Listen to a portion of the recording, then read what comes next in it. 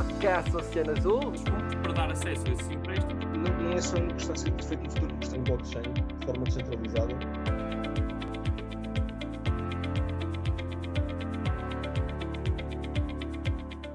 Este programa é-nos trazido por SK Soft. A transformação digital da sua empresa já não precisa de ser um problema. A SK Soft é uma empresa especializada em acompanhar a transformação digital das empresas e a melhorar os sistemas informáticos já existentes. Desenhando soluções inovadoras de acordo com as suas necessidades, a sua empresa ficará pronta para qualquer desafio nesta nova realidade. Aceda a www.sksoft.pt para construirmos uma solução informática à sua medida.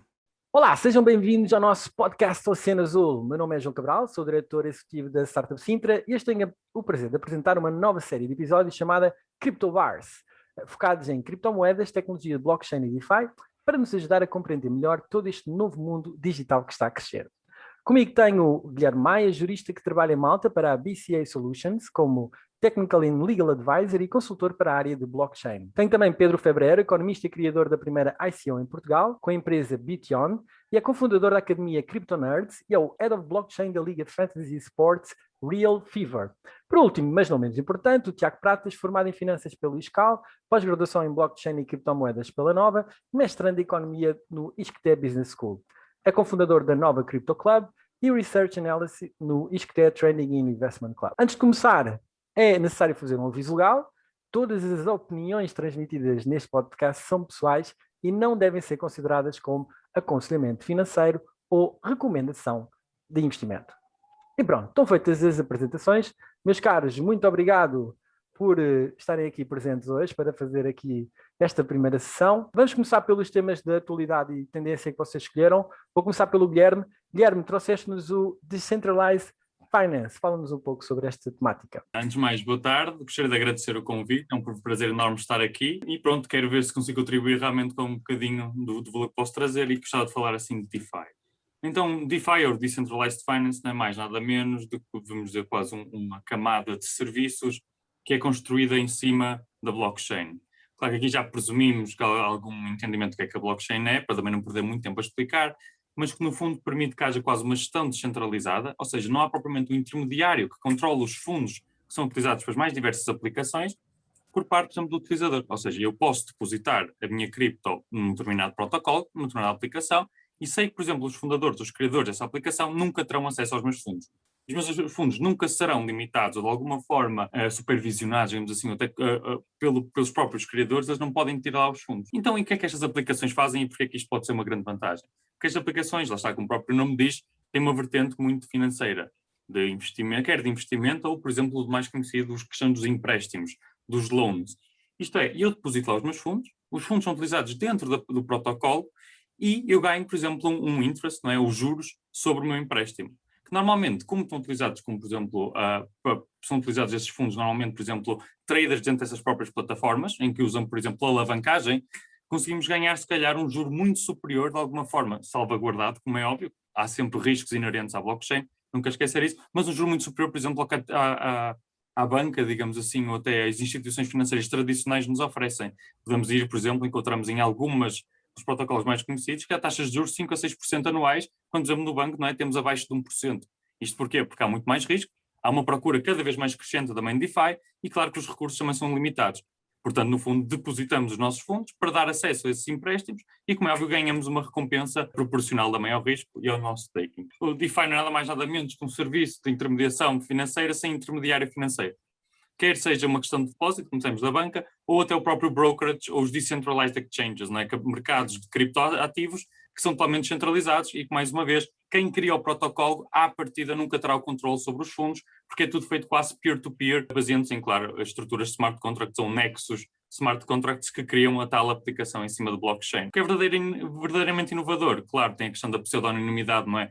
Da blockchain, ou seja, qualquer pessoa pode fazer parte sem ter, por exemplo, fazer know your customer, pelo menos para já, e também a questão da custódia, que é verdadeiramente essencial, ou seja, ninguém controla os teus fundos a nenhum momento, que é quase o pilar-chave do Bitcoin, digamos assim, e que também passou-se um bocadinho para a rede Ethereum, onde normalmente estas aplicações são construídas.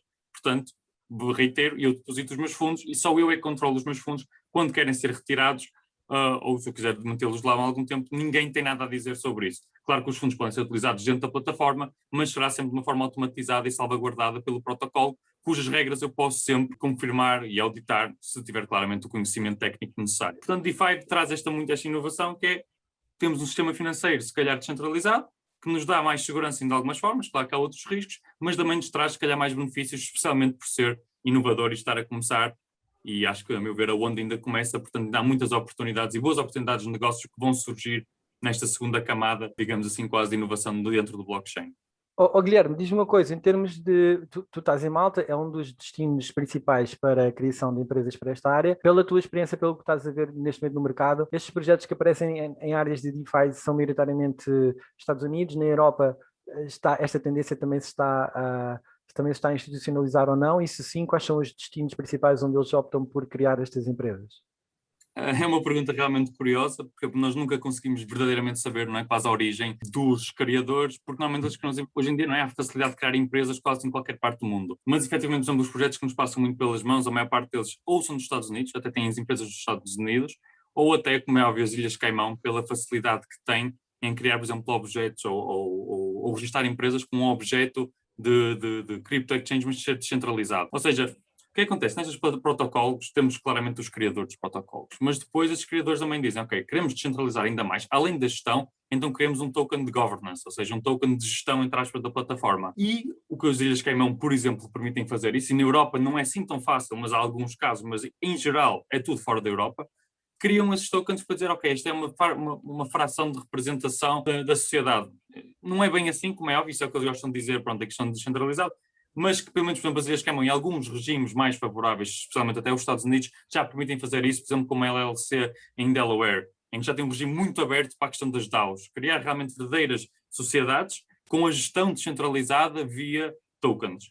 Agora, na Europa, isso já não acontece tanto. O que acontece normalmente nesses projetos que, digamos, mais pequenos, ou seja, DeFi mais tradicional, ou se calhar o pessoal que não quer ser mesmo anónimo, é que não criam literalmente nada. Ou seja, lançam um protocolo e se calhar depois tentam num país terceiro que ninguém sabe muito bem criar uma conta bancária para realmente conseguirem retirar os lucros.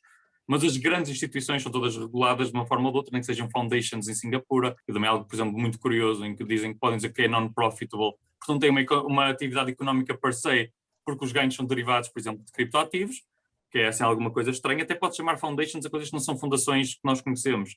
Pronto, portanto, há muito jogo, muitas jurisdições para tentarem atrair estes novos negócios, e Singapura, sem dúvida alguma, como é óbvio, e as Ilhas Caimão, são quem está realmente na luta para atrair projetos de DeFi à força toda. E na União Europeia, honestamente, não se vê muito. Claro que há sempre fundadores europeus, mas não estão cá registados de forma alguma. Saltando aqui de Decentralized Finance para outra forma, na verdade, também, mas que tem mais a ver com um dos assuntos quentes do momento, que é os NFTs. Pedro Febreiro, fala-nos então da NBA Top Shot. Sim, olha, eu antes de falar da NBA Top Shot, João, olha, obrigado pelo convite também já agora. Queria agradecer teres-me convidado aqui para participar nesta discussão que eu acho que é importante. Eu queria só acrescentar aqui um ponto ao que o Guilherme estava a dizer. Esta questão toda das DAOs, eu acho que eu vou utilizar um exemplo para ser mais específico. Em termos de governança e de protocolos, isto é muito interessante porque nós, ao descentralizarmos realmente a tomada de decisão, isto permite-nos fazer várias coisas. Por exemplo, há alguns projetos em DeFi que estão agora a criar como se fossem ETFs descentralizados. Por exemplo, temos o Indexed, temos o Sci-Fi Finance, que é outro projeto, temos vários. Isto é interessante porque, por exemplo, permite que os utilizadores, os token holders, as pessoas que têm as moedas de governança, neste caso, elas possam participar, por exemplo, nos tokens que entram nesse index. Isto é só um exemplo de como este mundo também funciona em termos mais da parte financeira. Ou seja, nós temos um token, nós podemos participar diretamente nestes fundos, ou seja, no que é que entra, no que é que sai. Isto retira aqui uma parte, por exemplo, das fees de management fees, ou seja, que elas desaparecem porque são os próprios holders que fazem essa gestão do fundo, por exemplo. Isto é só realmente é só mesmo um grão de areia em tudo o que está a acontecer agora. Mas eu acho que não é só no que está a ser feito no futuro, no que está a ser feito já hoje, porque estes projetos já existem, já estão funcionais, têm a market cap já relevante, acima de 10 milhões. Não é enorme, mas já é alguma coisa. E eu acho que é importante também referir esse ponto, que esse modelo de governança já é usado hoje, não nem vou falar de projetos tipo Maker ou isso, que têm market caps no valor de bilhões, mas mesmo em projetos mais pequenos isto é um modelo de governança que já é muito usado, pá, e acho que realmente é o futuro. Concordo com o que o Guilherme disse, basicamente. Relativamente aos NFTs, para quem não sabe o que é um NFT, os NFTs agora têm estado um bocadinho na berra. Basicamente é como se nós tivéssemos ativos não fungíveis, ou seja, um ativo não fungível é uma moeda que diferencia da outra, que tem propriedades diferentes da outra. É como se cada Bitcoin tivesse uma propriedade diferente da outra Bitcoin, ou seja, elas não são iguais, basicamente. Isto permite-nos criar coisas interessantes dentro deste mundo de ativos digitais. Neste caso, eu peguei no exemplo do NBA Top Shot porque acho que neste momento deve ser provavelmente o tipo de NFT, de coleções digitais que é mais, onde o mercado está mais quente, basicamente. Mas a ideia é que o NBA Top Shot é basicamente uma coleção de ativos digitais, neste caso são vídeos, que são basicamente limitados, ou seja, em que é como se fossem cartas de coleção da Panini, só que são vídeos, ok, de momentos importantes, para, por exemplo, a marcação de cestos, no caso da NBA Top Shot porque é de basquete, e esses ativos são limitados, basicamente, ou seja, o proprietário, as pessoas que compram estes pacotes, que recebem estes NFTs, estes colecionáveis, podem também trocá-los no marketplace, e porque eles têm uma quantidade limitada, porque são criados numa blockchain e não podem ser à partida copiáveis, dá-lhes um valor intrínseco, ou seja, os proprietários podem também trocá-los. Isto acaba por pode criar marketplaces para todo o tipo de ativos que não são fungíveis e que possam ser digitais, como por exemplo, sei lá, registro de propriedade, coisas deste género. Mas eu acho que, por exemplo, os colecionáveis é uma ideia que é muito boa. Podemos não dizer, ok, tá bem, mas isso não vai mudar o mundo, isso tudo bem, mas é uma ideia que é muito boa porque as pessoas gostam disso, não é? Porque é fácil, é um marketing muito fácil. As pessoas gostam de colecionáveis, gostam de coleções digitais, acham piada. Repara, se há pessoas que gastam dinheiro em skins, ou seja, em roupas para bonecos de jogos, ok? E gastam muito dinheiro, algumas pessoas, que não têm valor, ou seja, têm valor dentro daquele jogo, dentro daquele ambiente, mas não podem ser transferíveis. Isso permite que esses ativos possam ser transferíveis desde que os jogos aceitem esses ativos, não é? Porque eles estão numa blockchain. Deixa-me só dar aqui este input. O basquetebol é uma área que eu conheço bem e, de facto, dar aqui um reconhecimento à NBA. A NBA tem sido os pioneiros na utilização de tecnologias digitais, em oposto, eventualmente, ao que, se calhar, nós até associávamos mais os cartões, as cartas ao beisebol, era uma coisa Exato. típica de beisebol, não é? E o beisebol deixou-se ultrapassar completamente em tudo o que seja novas formas de rentabilização de tecnologias, e a NBA, e muito bem, aderiu em grande força. Agora, a minha dúvida para ti, que eu te queria perguntar era, dentro deste enquadramento que existe, destes NFTs direcionados para a NBA, o revenue daquilo é dividido pela NBA com os jogadores? Isso é uma ótima pergunta. Eu acho que depende, sabes? No caso da NBA Top Shot, não faço ideia se eles dão alguma parte aos jogadores, ou por exemplo que os jogadores têm alguma royalty, mas isso há de ser um acordo qualquer entre a NBA e a Dapper Labs, que é a empresa que desenvolveu o projeto da NBA Top Shot. Mas acho que isso depende. Isso aí já é uma questão que eu acho que é um bocadinho mais legal e já não está relacionada mesmo ao produto. Repara, tu no NFT tu podes ter uma royalty incorporada, ou seja, cada vez que há uma transação, há uma parte da FII que vai diretamente para um endereço que basicamente é da entidade ou da pessoa que vai receber a royalty. Ou seja, por isso é que eu estava a perguntar, porque se eventualmente o próprio jogador quer dizer, imagina a quantidade de NFTs que grandes estrelas mundiais, não é? O LeBron James, o Cristiano Ronaldo, no caso português de futebol, não é? Que podem gerar que perpetuamente ao longo da vida deles e eventualmente mais tarde, até depois deles morrerem, quem ficar com não é? Que podem continuar eu acho que a magia também está no facto de tu teres aqui a hipótese de perpetuamente, sempre que houver uma transação, tu continuas a receber um fio, que é uma alteração brutal para o modelo que existia. Sim, é exatamente isso, ou seja, como isto estamos a falar de smart contracts, ou seja, isto é tudo programável, podemos incorporar todo o tipo de mecânicas e as royalties, este tipo de FIIs é uma coisa muito pequenina, deve haver provavelmente ideias muito mais complexas e muito mais interessantes que estão sendo desenvolvidas para criar mecânicas de incentivo mesmo dentro das próprias transações, ou seja, com esta questão de programabilidade é possível fazer coisas muito, muito interessantes, e lá está aí no próprio NFT, ou seja, no próprio objeto, que no fundo isto acaba por ser um objeto digital. E sim, como tu estavas a dizer bem, obviamente que estas pessoas, estas estrelas, as pessoas que têm alguma network effect, ou seja, que têm muitos seguidores, acho que elas vão ter um interesse e já têm um interesse muito grande a utilizar, e já vemos muitos artistas a entrarem neste mundo da NFTs. E obviamente que eu acho que isso vai estender um bocadinho a empresas também e a corporações, porque é o que eu digo, tu podes criar com este tipo de produtos coisas mesmo dentro das organizações que podem ser interessantes, como mecânicas de incentivos e de prémios, etc. Ou seja, isto é o que eu digo, eu acho que isto vai abrir agora as portas a um mundo que é uma bolhazita, sim, certo, mas que há de deixar cá a tecnologia que vai ser muito interessante e que muitas empresas irão aproveitar. Yeah. Acaba por ser também um bocado o início de... tu tens... Este tipo de tecnologias não podem surgir do nada, não é? Acaba por ser tipo uma foundation para depois tu acabares por desenvolver... como, por exemplo, casas. Tu podes criar um NFT da tua casa e transacionar a tua casa. E Claro. sem este tipo de tecnologia a ser envolvida antes, nunca has de chegar diretamente. Pelo menos eu acho. É isso. Exatamente.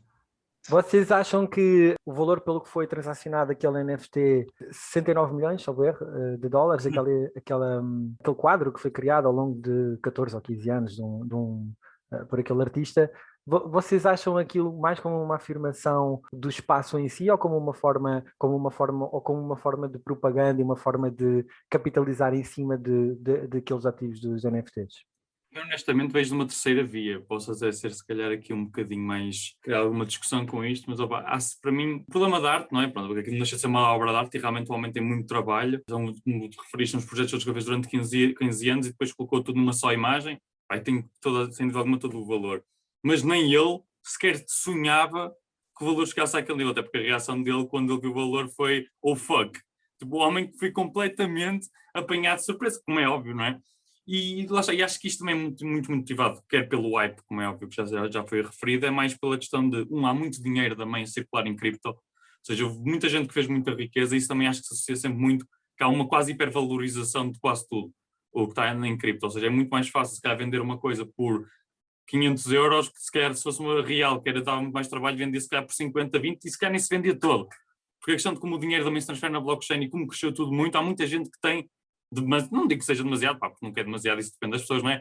Mas tem muito mais que aquilo que alguma vez estava à espera, então não se importa de pagar. Eu às vezes falo, eu tenho uns misers, pronto, ganhei algum dinheiro, mas por exemplo, até não me importo de comprar uma caixa, por exemplo, do Unchained Gods, que é uma cena de NFTs, como as cartas de Magic, da Gathering, que por exemplo, um pacote, que é um conjunto de vários pacotes, custa 120 euros. Se aquilo fosse uma coisa, se calhar, real, eu nem sequer dava 50. Mas claro que não tenho cripto e está se calhar tudo ali, 120 até parece-me bem, até porque lá está pela questão de especulação, pode-me ser uma carta boa que me compensa o investimento, mas já não me custou tanto. E sinto que se calhar isso em NFTs, o pessoal com muito mais dinheiro, não é? Também foi muito mais potenciado. Além disso, adicionar, não é, a questão dos write-offs fiscais, que está sempre, quer se queira, quer não, associada à arte, não é? Como é que se avalia a arte? E depois, avaliando a arte, pode-se quase como pôr um custo, ou não é bem um custo, é como fazer patronagem, né? Para ser um patrono de arte, e podes depois deduzir esses impostos a nível das empresas.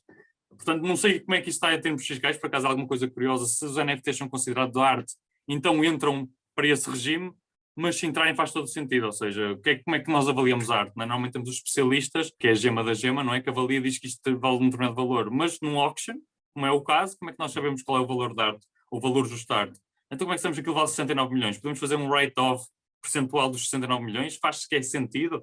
Há muitas coisas agora nos NFTs por trás, que se calhar uma pessoa não sabe muito bem também qual é o mercado, o verdadeiro mercado que está por trás dos NFTs. Isso é um bocadinho que me assusta, mas não é nada como também em cripto, há sempre uma parte mais negra, mas em geral a tecnologia, como também eu já referi muito bem, o que importa é a tecnologia e as foundations estamos a construir para o futuro. Portanto, mesmo que haja alguma coisa má, acho que, como é óbvio, a longo prazo é uma coisa extremamente boa. Alright, muito bem. Tiago Pratas, Bitcoin hash rate em máximos históricos, partilha connosco. Ok, olá, boa tarde a todos. Obrigado por estar aqui. Eu partilhei essa notícia porque eu acho bastante importante nós vermos que cada vez mais a Bitcoin é um projeto cada vez mais sólido, não é? Cada vez com mais hash rate, cada vez mais seguro e com o preço a subir e em máximos históricos novamente, a verdade é que os miners, mesmo aqueles mais antigos, passaram a ser profitable again.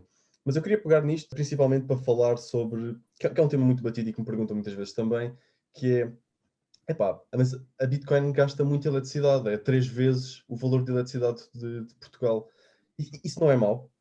E isso é um tema muito interessante porque depende. Eu acho que nós não sabemos bem isto, está certo, não é? Mas mais ou menos 60% da hash rate está na China.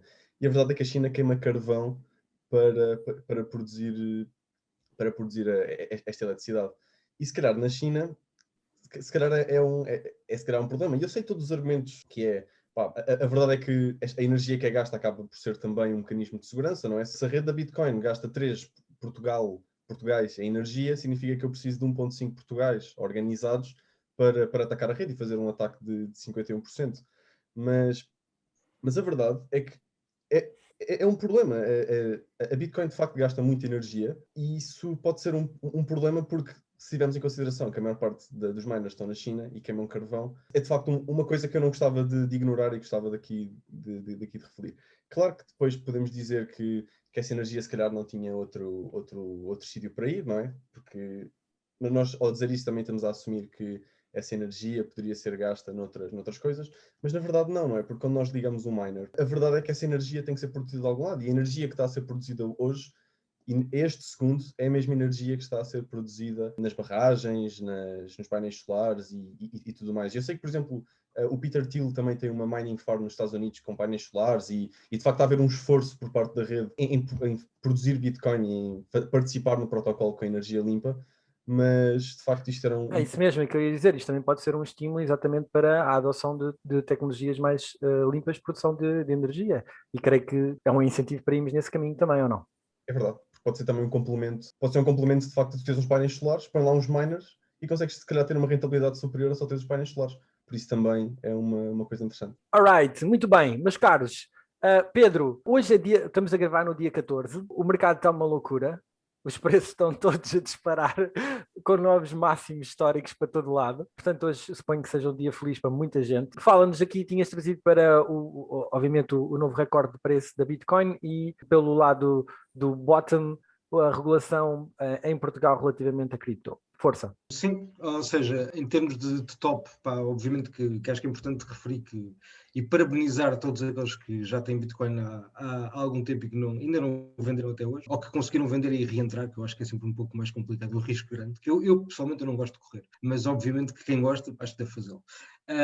E pronto, acho que é importante referir que a Bitcoin conseguiu encontrar um suporte muito, muito interessante acima dos $50.000, que pelo menos a meu ver é muito importante. E mais importante que isso é que conseguiu aguentar-se durante todo este período acima de $1 trilhão.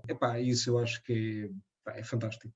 Mostra que claramente que há muitas empresas e muita gente com muito dinheiro a entrar neste mercado. E não só a entrar, mas como assegurar o preço acima de certos valores. Ou seja, se estivéssemos a falar, se calhar, de retail, ou seja, de pessoas como nós, como aconteceu em 2017, se calhar já tínhamos tido este aumento já tinha sido mais exponencial e a queda já tinha acontecido, mas como os players agora são diferentes, as pessoas que estão envolvidas no mercado da Bitcoin e de outras criptomoedas também já são um bocadinho mais maduras, se calhar o comportamento da Bitcoin vai se prolongar, ou seja, em vez de termos aumentos assim tão exponenciais e quedas assim tão abruptas, se calhar agora vamos ter um bocadinho mais de moderação, mas pronto, mas isto é puramente especulação e não é aconselhamento financeiro de forma absolutamente nenhuma e normalmente não.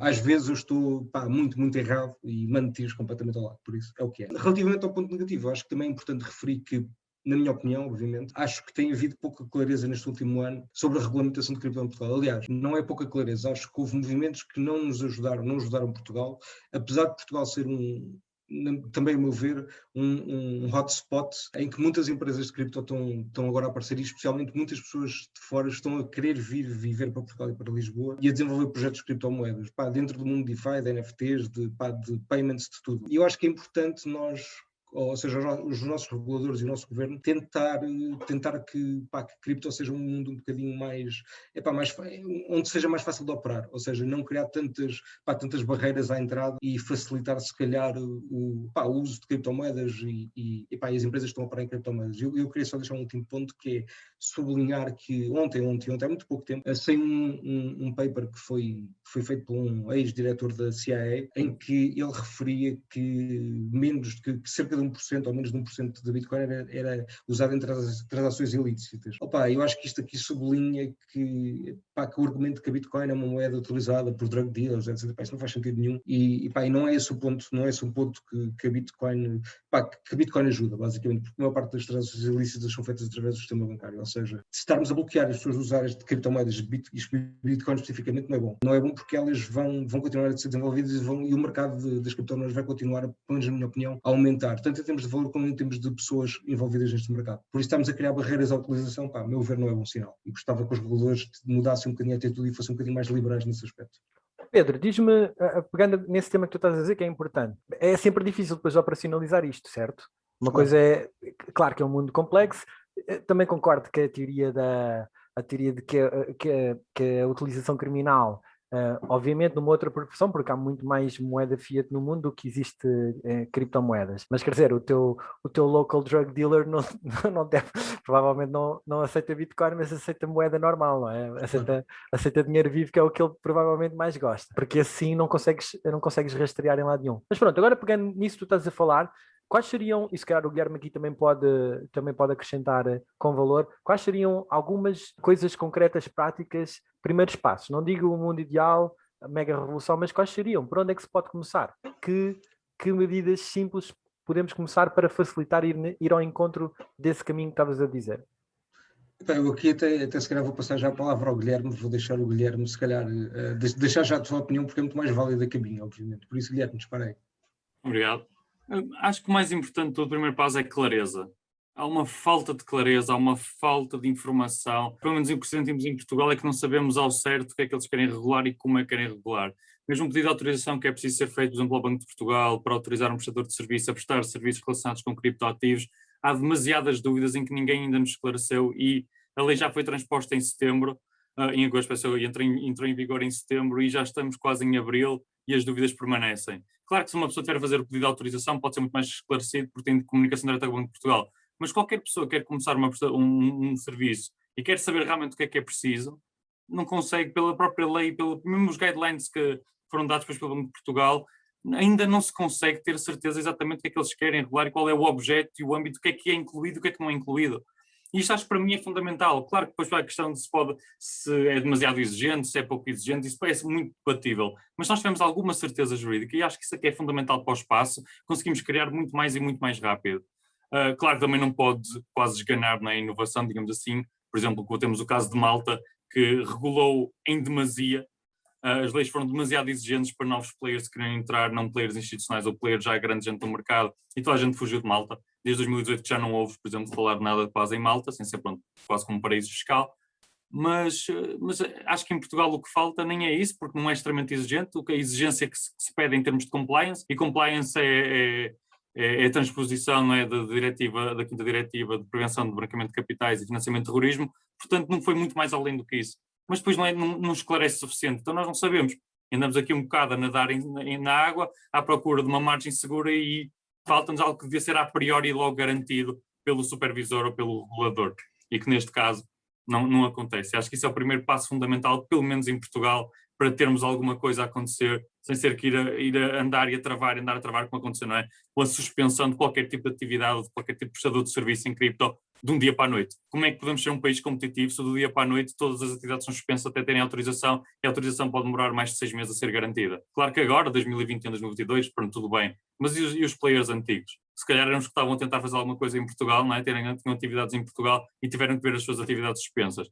Baseado em quê, exatamente? Quais são as guidelines? Porquê é que Portugal é que se atrasou meio ano e o empresário, não é, português, é que tem que sofrer as consequências? Portanto, acho que tem que se ter muito mais consciência disto, clareza e consciência. Acho que é o primeiro passo fundamental para Portugal tentar, pelo menos, dar o primeiro passo em direção ao futuro. Alright, fica a sugestão. Tiago Pratas, top e bottom. Força. Quero fazer aqui uma rápida partilha do que aconteceu no mercado.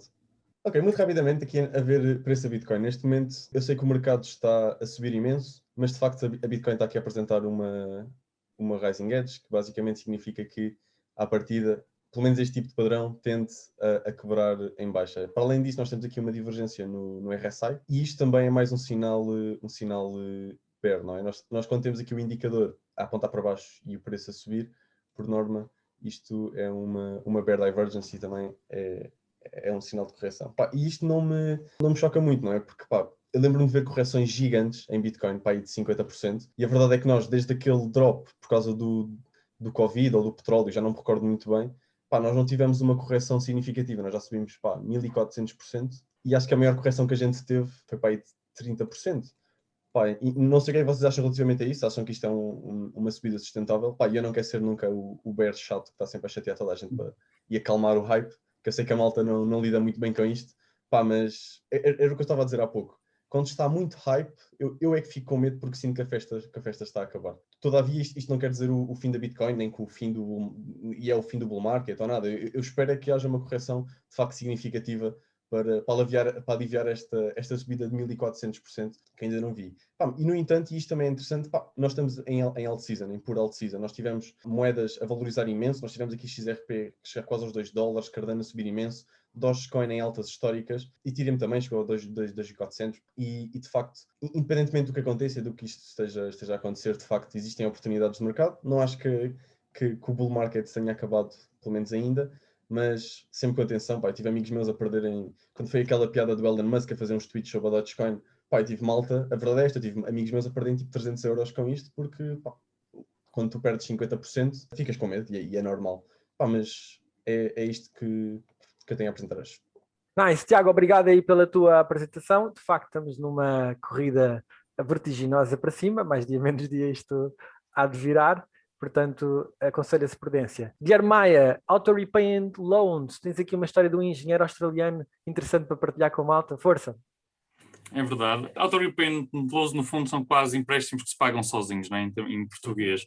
Isto parece alguma coisa assim meio futurista ou até um mundo ideal em que parece impossível, não é? Como é que alguém consegue passar a pagar, por exemplo, a prestação da casa sem ter que pagar, na verdade, nada?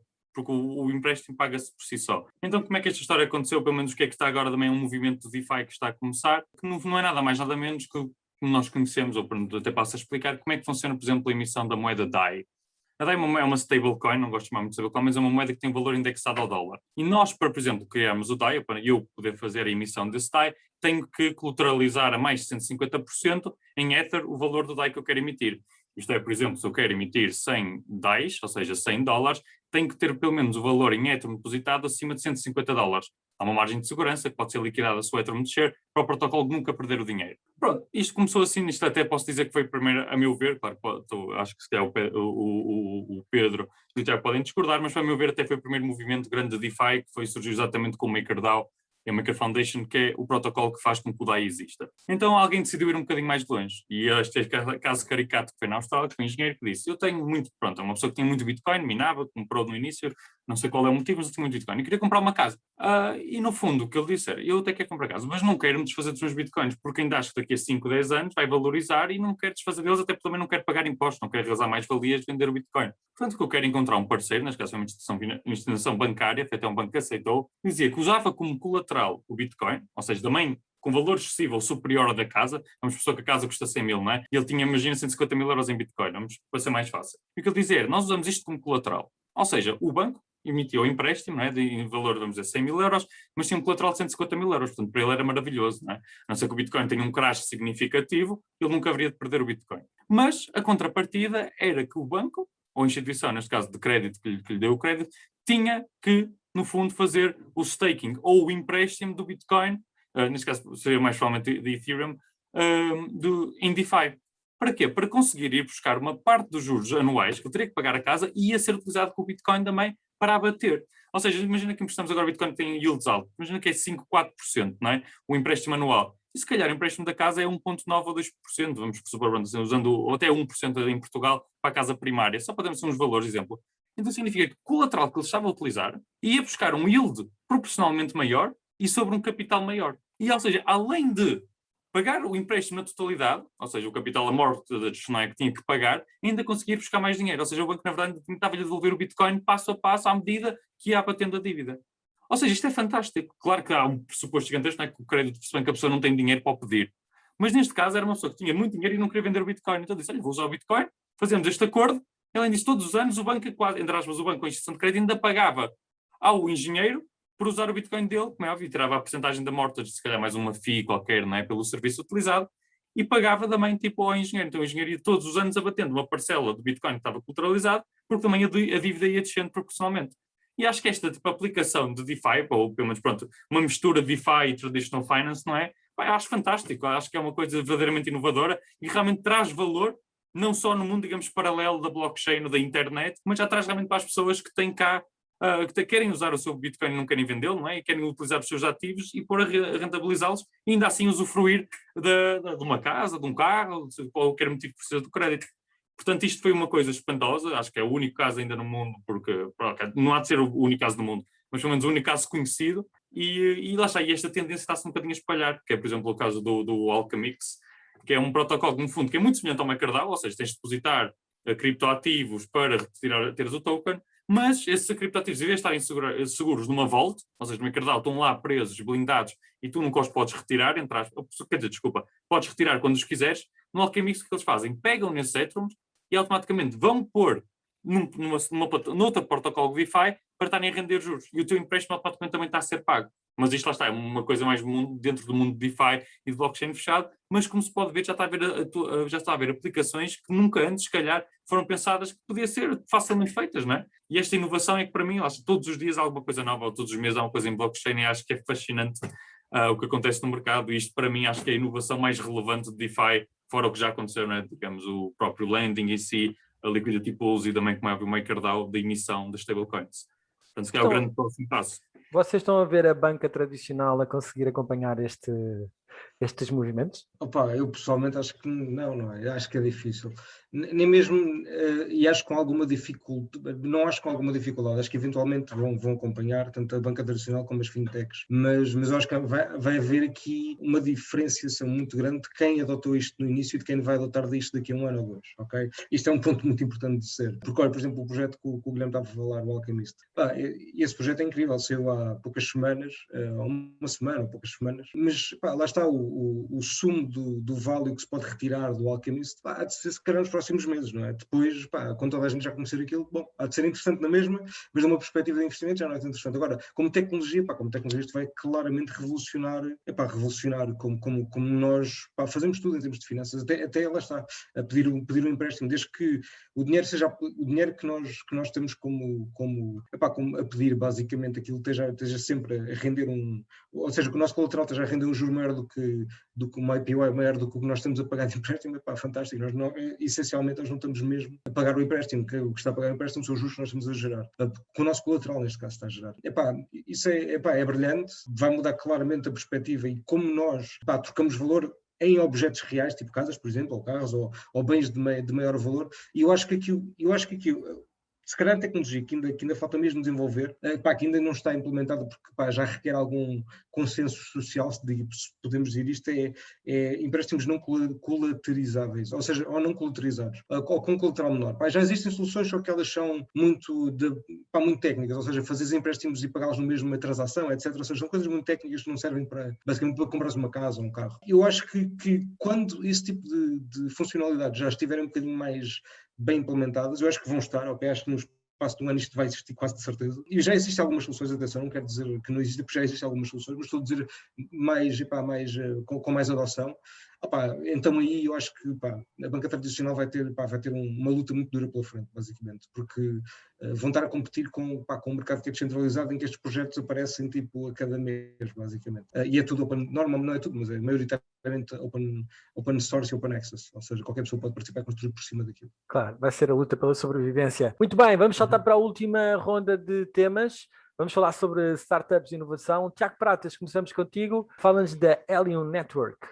Muito bem, a Alien Network foi um projeto interessante que eu encontrei nas últimas semanas, e basicamente o que eles querem criar é uma rede descentralizada para tu poderes, da IoT descentralizada, ou seja, basicamente tu colocas um router na tua casa e consegues, não sei se vocês já conhecem, vocês já viram falar. E eu achei bastante interessante porque de facto nós falamos muito no 5G e como pode ser uma alternativa para incorporar todo o IoT que está a ser gerado, não é? Nós podemos ter um aparelho para medir a temperatura de qualquer coisa, ou se para regar uma planta, e esse aparelho de facto tem uma vantagem competitiva em estar ligado à internet. Só que em vez de termos os 5G, podemos ter de facto aqui um sistema descentralizado de validação desses dados, que foi o que eu encontrei na Alien Network. Ele é bastante interessante. Nós temos uns aparelhozinhos que pomos cá na nossa casa, nós conseguimos validar quando há alguma interação e ser recompensados por isso, porque eles recompensam os utilizadores de quem tem esses aparelhos no token deles, e de facto conseguimos validar estes dados em blockchain de forma descentralizada e ganhar dinheiro com isso, basicamente. Há malta em Lisboa que está a fazer uns trocos, já mandei vir 2, vou testar e depois posso dar feedback. Mas achei um projeto interessante e é o projeto que eu quero partilhar. Explica-me um bocadinho melhor que interações é que podem ser feitas? basicamente, do que eu percebi do projeto, existem interações entre os próprios aparelhos, que acabam por ser uma espécie de nós que validam as informações que estão a passar com a rede, e eles podem comunicar entre eles para validar, por exemplo, a posição deles. Ok, já percebi. E também tens outras interações, são de facto, imagina que está uma trotinete a passar e a empresa das trotinetes quer saber onde é que a trotinete está, e tu podes comunicar diretamente com esse router e saber, por exemplo, a localização da tua trotinete. Georreferenciação, etc. Exatamente. E quando faz isso, obviamente que tem que pagar uma FII à rede, Claro. e a rede é compensado por isso. Alright, Guilherme, U-Trust. E o Trust lá já é o clássico português, digamos assim. Embora não tenha sido feito o ICO em Portugal, a empresa é 100% portuguesa, não é? E neste momento considero eu, claro que há outras e depois o Pedro vai falar também. Para quem não conhece, explica lá o que é U-Trust. Ok, e o Trust no fundo não é nada mais nada menos como, vamos dizer, parece assim um bocadinho contrário a todas as propostas que estamos a falar de DeFi, mas não deixa de ser um intermediário, digamos, quase, entre, por exemplo, um comprador que quer utilizar o Bitcoin ou qualquer outro criptoativo e um vendedor, não é, de um produto ou de um serviço que não quer cripto, mas não quer deixar de ter aquele cliente, como é óbvio. Então, no fundo, o Trust é este intermediário que converte a cripto para o mercado, para o comerciante ou o prestador de serviços, não é, digamos assim, transformam em euros. Ou seja, quase que criou a ponte perfeita, especialmente quando na altura em que eles a surgiram, em 2017, era realmente isto que faltava, ou seja, como é que nós podemos utilizar os criptoativos, que ainda não era tão disseminado como é agora, no mundo real. E porque havia muita gente que dizia, olha, nós nem queremos gastar criptoativos e não temos problemas com as pessoas que criptoativos, mas nós não queremos ter o problema de contabilístico, ou até de deter, não é, criptoativos da nossa balança, não queremos. Mas eu sou um prestador de serviços, eu quero aceitar mais clientes. Então esta solução era perfeita, especialmente era muito fit to market em 2017, ainda continua a ser, e se calhar durante mais alguns anos vai ser. Acho que tem alguma visão, não é? Até realmente se tornar, esperemos nós, massificado e que as pessoas realmente aceitem o Bitcoin como meio de troca ou de pagamentos, ainda vai faltar alguns anos. Portanto, eles foram muito ágeis, ou seja, em 2017 tiveram esta ideia e realmente vamos avançar com isto. Só tem assim um concorrente muito forte, que é o BitPay, a nível internacional. Portanto, eles realmente tiveram ali um mercado muito bom e acho que é ótimo para Portugal, porque a cara neste momento ainda, digamos assim, mais visível, não é? É a U-Trust, como uma startup de cripto portuguesa, que já tem mais anos, não é? E agora também, como é óbvio, tem negócio e é sustentável, obviamente. Portanto, acho que é sempre uma boa referência a falarmos, não é? Do que é bom em português, Claro e que não sim. podia deixar de mencionar a U-Trust. Guilherme, deixa-me fazer uma provocação. Mas tu achas que a Bitcoin será efetivamente no futuro uma forma de pagamento? Ou acreditas que é apenas uma forma de store of value? Bem, essa é uma tricky question, não é? Para mim será sempre um store of value, ou seja, nunca será um meio de pagamento que nós conhecemos e acho que nunca vai substituir o fiat, entre aspas, não é? Moeda com curso legal, de forma alguma. Mas, por exemplo, a prestação de serviços e se calhar em termos de globalização, ou seja, um meio de pagamento global e não local, ou seja, para pagar o café nunca dá para dar. Claro que há soluções Layer 2, por exemplo, Lightning Network, que faz com que haja transações instantâneas, mas ainda não estão muito desenvolvidas. Mas o Bitcoin em si será sempre aquilo que demora algum tempo a confirmar, não é? Precisamos quase de uma hora para termos a certeza absoluta que não houve nenhum fork, não houve nenhum erro e que o Bitcoin passou do endereço A para o endereço B. Portanto, não será coisas para o dia a dia. Mas, por exemplo, compramos um livro na Amazon, pedimos uma prestação de serviço, não é, de Portugal para Malta, em que realmente uma hora não é relevante, não vejo por que não. Não vejo por que não. Portanto, terá sempre o seu lugar. Isto somente, por exemplo, não é para fazer para a China, para o Japão, em que eu tenho, por exemplo, um colega meu que também queria lhe enviar dinheiro enquanto eu estava lá a trabalhar, ou início de estudar para o Taiwan, e queria lhe enviar 500 euros e cobravam-lhe 150 euros para enviar 500. Quer dizer, nestes casos, em que há um custo gigantesco de intermediação de chegar, não é, de dinheiro de Portugal até o Taiwan, faz todo sentido que o Bitcoin consiga se calhar conquistar isso. Mas de resto, agora, para comprar o café, para irmos ali comprar um livro pessoalmente, ir ao Norte Shopping ou, no nosso caso, ao Colombo, não é? Como é que é? Colombo. Comprar ali qualquer coisa. Mas não acham que vai passar mais pelos cartõezinhos e a malta der tipo a Bitcoin nos cartõezinhos e pagar o café com esses cartõezinhos? Claro que é uma solução centralizada. Pelo menos acho que até agora não vi nada que fosse centralizado, mas tem que ser porque tem que ter a licença da Visa ou da Mastercard ou o que for. Mas não acaba por ser se calhar uma melhor solução do que para pagar o café, tens as tuas Bitcoins no teu cartão e yeah. Mas repare, isso é mais ou menos um modelo de negócio um bocadinho diferente, mas do U-Trust. Ou seja, no fundo eles estão a fazer essa conversão, porque no fundo quem está a receber não é o dinheiro do café, é em euros. Simplesmente há um intermediário que converte o teu Bitcoin para euros, ou seja, não há aquela troca direta, é mais por aí que eu queria dizer. Nesse sentido, sem dúvida alguma, é o que está a acontecer agora, vemos muito Visas, não é? Ou prestadores de serviços, como é o caso da U-Trust, mais diretamente ao serviço online, não tanto físicos. Eu queria só Right. acrescentar um ponto, desculpa, João, só para acrescentar aqui um ponto, que eu até já escrevi sobre isto já há algum tempo, um artigo que foi publicado no Echo, que a Bitcoin no fundo é uma settlement, ou seja, é o que o Guilherme está a dizer, ou seja, se a Visa quiser utilizar a Bitcoin para fazer settlement de transações, pode fazê-lo, não há nada que impeça a Visa de chegar lá e dizer, agora utilizamos Bitcoin para fazer settlement, para porreiro. Nós, utilizadores, afinal, ele está a utilizar a moeda que quiser, isso é irrelevante, pode utilizar euros, pode utilizar a própria Bitcoin, pode utilizar uma coisa qualquer, isso é irrelevante. Mas é esse ponto, ou seja, se a Bitcoin no fundo é uma settlement layer, é para tu finalizares os pagamentos, não precisa de ser a moeda que tu utilizas para fazer pagamentos de compras, isso é irrelevante. Aliás, porque quando tu fazes um pagamento no supermercado com um cartão Visa, ele só recebe o dinheiro entre 3 a 5 dias depois. Ou seja, a Bitcoin em si resolve um problema muito mais rápido, que é o settlement é em 10 minutos, 20 minutos, meia hora, o que tu quiseres, mas é em uma hora, pronto, no máximo.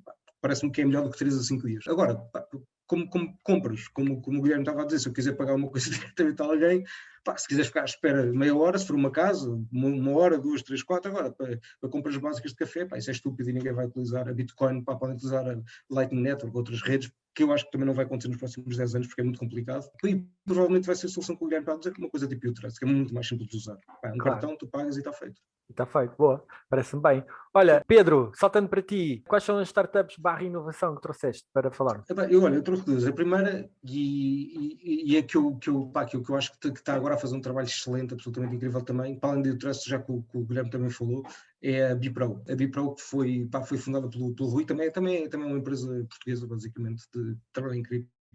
E eles estão a fazer neste momento, a empresa já sofreu várias alterações no que é que fazia no modelo de negócio, mas acho que eles encontraram aqui um nicho incrível. Eles basicamente estão a desenvolver frameworks para que seja fácil fazer o deployment no teu projeto, na tua moeda, whatever que seja, no teu projeto blockchain, de staking, de NFTs, tudo o que tem a ver com a integração, basicamente. Ou seja, tu queres criar um projeto de blockchain, eles têm uma framework que é Bipro.js, que é muito fácil de integrar com blockchain, que é incrível para empresas que queiram realmente utilizar o poder de DeFi, o poder de tudo que nós vemos aqui a discutir hoje. E o produto deles é absolutamente fascinante, pelo menos na minha opinião, é incrível, porque realmente descomplica imenso o trabalho das empresas que querem utilizar esta tecnologia, porque não têm de estar a contratar programadores, eles já têm uma framework que é fácil de integrar. E que cada vez está a ficar mais completa, basicamente. Eu acho que no futuro aquela framework realmente vai ser quase como um standard de excelência para as empresas poderem utilizar, na minha opinião, obviamente. A outra empresa é a Real Fever,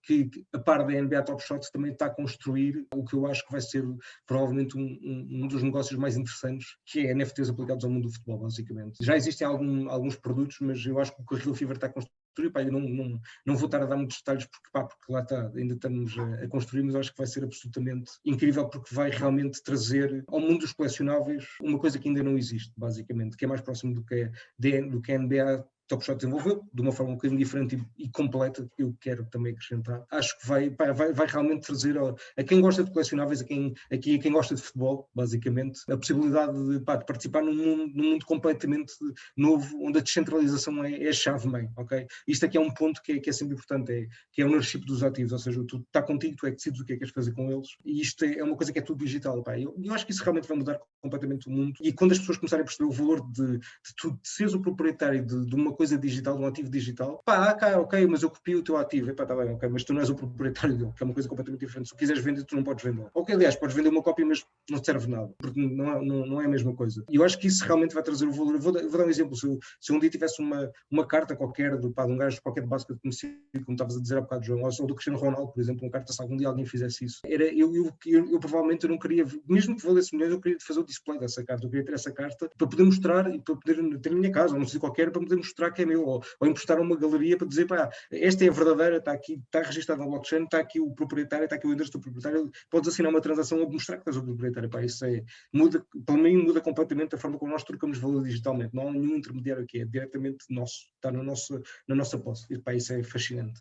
Eu acho que é um conceito que as novas gerações entendem muito melhor do que os mais velhos. Os mais velhos vão achar que é ridículo, mas não acham nada ridículo que possa haver centenas de cópias da Mona Lisa que eles não valorizam e que o quadro da Mona Lisa valha milhões. Mas se falarem disso em termos de uma imagem do JPEG, já não já não atribuem o mesmo valor. Mas de facto, eu li aqui há uns tempos uma história interessante. Houve houve um pessoal, não me lembro quem são, mas histórias que se apanham no Twitter, que compraram um quadro do Banksy, aquele artista famosíssimo. Então o que é que eles fizeram? Compraram o quadro por 150 mil euros, algo do género, fotografaram o quadro em alta resolução e depois fizeram um vídeo a pegar fogo ao quadro. E a partir de agora o quadro só existe naquela versão, o quadro original desapareceu, já só existe naquela versão, e depois fizeram a venda daquilo por 500 mil dólares, ou uma cena assim, ou seja, gastaram 150 mil, tiraram uma foto, pegaram fogo ao quadro, venderam por 500 mil, e pronto, e está ali associado o valor. Esclarece-me só uma dúvida com que eu fiquei, relativamente aqui ao Real Fever.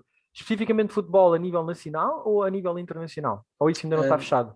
Não, tá tudo fechado nesse ponto. Pá, eu não te quero responder ainda essa pergunta. Bem, ok.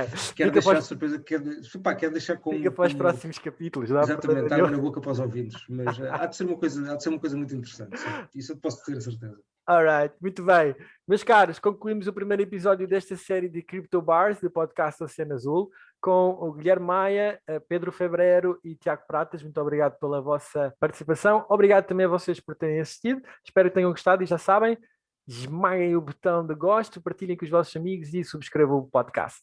Até um próximo episódio. Fiquem bem. Tchau. Obrigado. Obrigado.